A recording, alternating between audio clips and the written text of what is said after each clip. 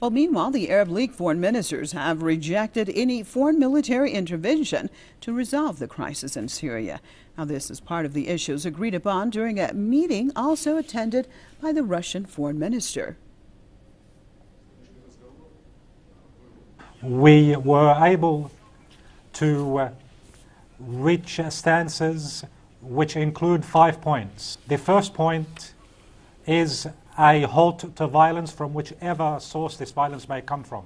Second of all, setting up an independent framework, a neutral framework. Number 3, no foreign intervention. Number 4, allowing for the humanitarian aid to be delivered to all of the Syrians without any obstacles. Number 5, strong support for the mission of Mr. Kofi Annan in order to launch a political dialogue between the government and the opposition groups.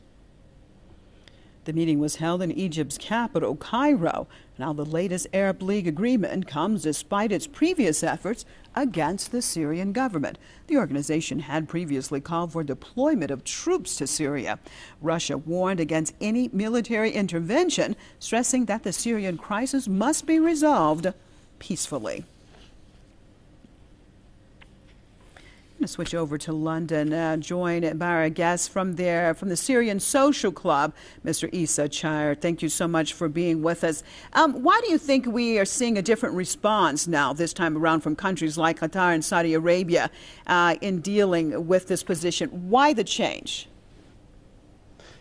Well, good evening to you and to your audience. I think it is a very, very positive outcomes have come from today. The international community have realized that the only solution to the Syrian crisis is dialogue and a peaceful means. The Americans have realized, after seeing that there was armed militants supported by external governments were in Syria, and this has actually given a good stance, good evidence to the international community that those armed militants and their approaches was destabilizing Syria and destabilizing the whole infrastructure that Syria has been built on.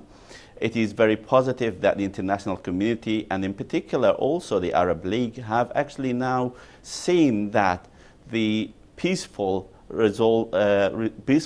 means is the only way that this crisis could be resolved.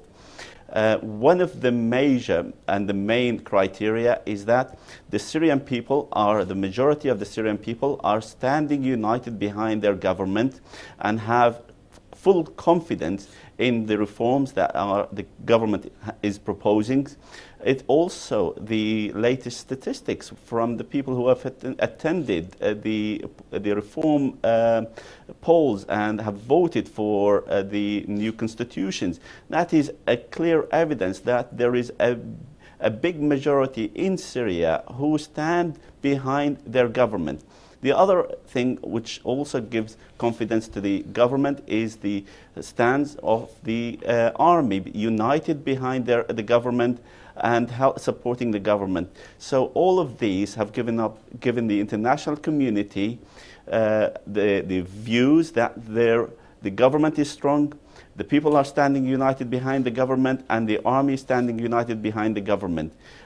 Do you see, let me just jump in here, Mr. Chair. Do you think that with what happened in Homs, that basically there were a lot of weapons, and also said that a lot of foreign fighters were actually caught by the Syrian government? How important was that in all of this? You're saying that some of these countries now have realized that there were outside entities, but there are many that are charging that some of these same countries are actually some of the same ones that have been involved in trying to prop up the opposition to Syria. So how important do you see the latest events that took place in Homs?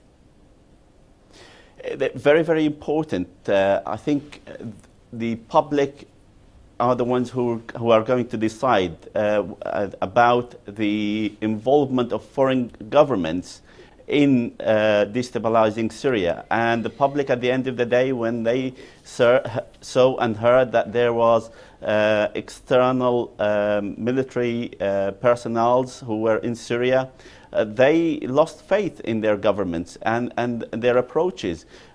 Some of the governments are saying our initiative is to support the Syrian people, but what we've seen in Homs, the armed militants, some of the armed militants who were in Homs are from governments in Western governments, and some of them are from have been sent by governments from the Middle East, are not there to support the Syrian people. They are there to kill, to loot, to burn, and to destabilize the whole infrastructure of Syria. Okay. So internally, the Syrian people don't believe on those ones, and the public externally, the international public, have lost faith in the governments who have used rhetoric that they are trying to help the Syrian people while sending militants and supporting armed personnel in Syria to destabilize this whole Syrian infrastructure. All right. Well, thank you so much for being with us.